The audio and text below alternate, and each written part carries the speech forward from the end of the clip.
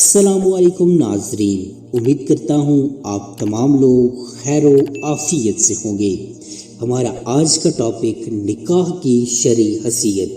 حضرت عائشہ رضی اللہ تعالیٰ عنہا سے روایت ہے، کہتی ہیں کہ رسول اللہ صلی اللہ علیہ وآلہ وسلم نے فرمایا کہ نکاح کرنا میری سنت ہے، جو شخص میری سنت پر عمل نہ کرے وہ مجھ میں سے نہیں، اور شادی کرو اس لیے کہ میں تمہاری کثرت کی وجہ سے دوسری قوموں پر فخر کر سکوں گا۔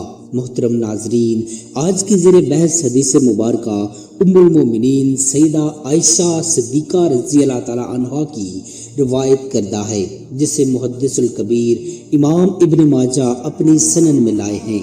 یہ حدیث مبارکہ نکاح کی شرعی حیثیت کو متعین کرنے میں کلیدی حیثیت رکھتی ہے، اور وہ یہ کہ نکاح کرنا ایک فطری اور مسنون عمل ہے۔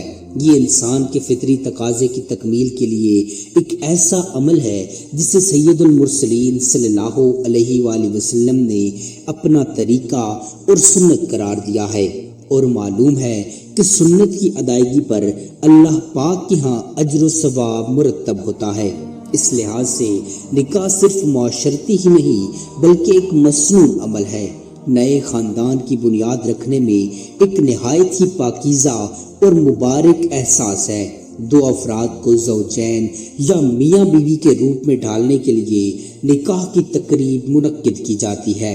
دلہا اور دلہن کی طرف سے چیدہ افراد باہم مل بیٹھتے ہیں، اور اسلامی معاشرے میں ترجیحی طور پر یہ تقریب مسجد میں منعقد ہوتی ہے۔ عمومی طور پر لوگوں کو اطلاع دی جاتی ہے، کیونکہ یہ عمل چھپ کر کرنے کا نہیں۔ دو گواہوں کی موجودگی میں وہ خطبہ نکاح پڑھا جاتا ہے اور وہ آیات قرآنی تلاوت کی جاتی ہیں کہ جس کی تعلیم خود سید الاولین و آخرین نے دی۔ ان آیات میں جہاں خونی اور سسرالی رشتہ داریوں کی تکریم کا حکم دیا گیا ہے، وہیں اس بات کی بھی بڑی شد و مد سے تلقین کی گئی ہے کہ زندگی کے ہر مرحلے میں اللہ پاک کا تقوی اختیار کیا جائے، کیونکہ یہ تقوی ہی ہے جو انسان کو حقوق و فرائض کے درمیان توازن برقرار رکھنے میں رہنمائی مہیا کرتا ہے۔ خوشی اور مسرت کی یہ تقریب اپنا آغاز اللہ پاک کے پاکیزہ نام اور مقدس کلام سے کرتی ہے، اور یہی دراصل شادی ہے۔ اس شادی کا دوسرا اگر کوئی مسنون عمل ہے تو وہ ولیمہ ہے، جو نکاح کے 3 دن بعد تک کیا جا سکتا ہے۔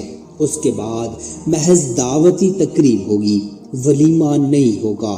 نکاح کے حوالے سے یہی 2 چیزیں ہی مطلوب ہیں، اور باقی جو کچھ دیکھنے کو ملتا ہے وہ نام و نمود اور دیگر اقوام سے مستعار کلچر ہے، جس کو زبردستی ہماری ثقافت کا حصہ بنا دیا گیا ہے، جو اسراف اور فضول خرچی کے سوا کچھ نہیں۔ یوں ایک سادہ اور مستحسن عمل کو آلودہ اور مشکل کر دیا گیا ہے۔ اللہ پاک ہم سب کو ہدایت دے۔ محترم بھائیوں اور بہنوں، ہمارے پیارے نبی صلی اللہ علیہ وآلہ وسلم نے اپنی حیات اقدس میں 9 نکاح فرمائے۔ یہ آپ صلی اللہ علیہ وآلہ وسلم کی خصوصیت تھی، ورنہ امت کے مرد حضرات کے لیے بیک وقت 4 نکاح کرنے کی حد بندی کر دی گئی ہے، اور یہ بھی اس شرط کے ساتھ کہ ہر حال میں انصاف اور عدل کو ملحوظ خاطر رکھا جائے، کسی کے ساتھ زیادتی اور ناجائز رویہ نہ رکھا جائے۔ اس کے لیے رسول اللہ صلی اللہ علیہ وآلہ وسلم کی سیرت اقدس سے روشنی اور رہنمائی کا حاصل کرنا بھی ضروری ہے، کیونکہ زیر بحث حدیث مبارکہ نکاح کرنا میری سنت ہے کا عملی تقاضا ہے کہ نکاح بھی کیا جائے اور اس کی ذمہ داریوں کو پوری دیانتداری کے ساتھ ادا کیا جائے۔ گھر کے اندر ایسا ماحول برپا کیا جائے کہ شادمانی کا احساس ہو، گھٹن اور دل شکستگی کا گمان نہ ہو۔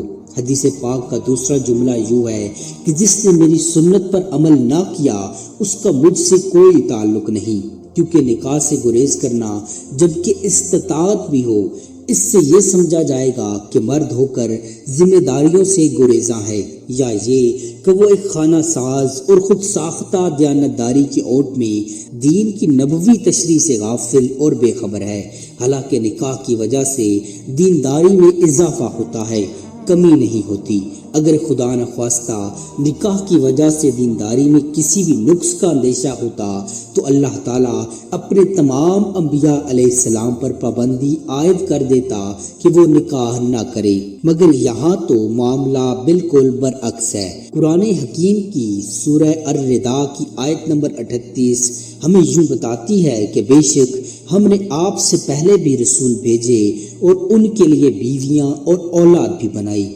واضح ہوا کہ کائنات کے چنیدہ اور قدسی صفات الانبیاء علیہ السلام کے فرائض نبوت ہی میں اولاد اور بیویوں کو شامل فرما دیا۔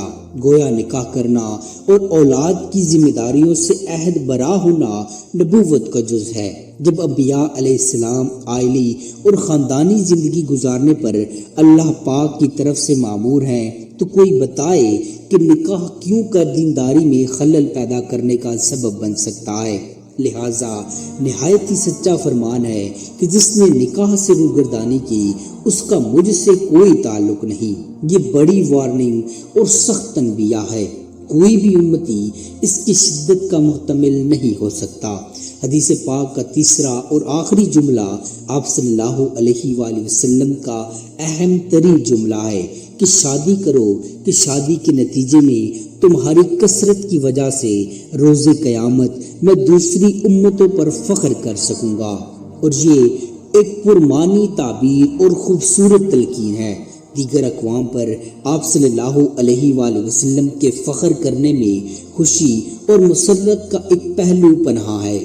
روز حشر جب آپ اپنی امت کو دوسری اقوام کے مقابلے میں افق تا افق پھیلا ہوا دیکھیں گے تو آپ فرت و انصبات کا اظہار فرمائیں گے۔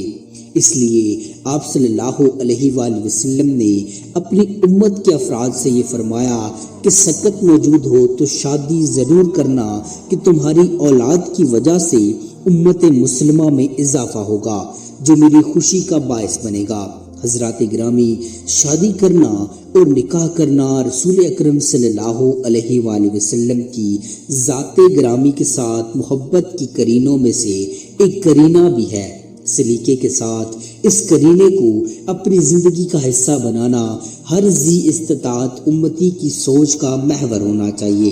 اللہ پاک سے دعا ہے کہ وہ ہمیں آپ صلی اللہ علیہ وآلہ وسلم کے ہر حکم کو اس کے صحیح تناظر میں سمجھنے کی توفیق عطا فرمائے، آمین۔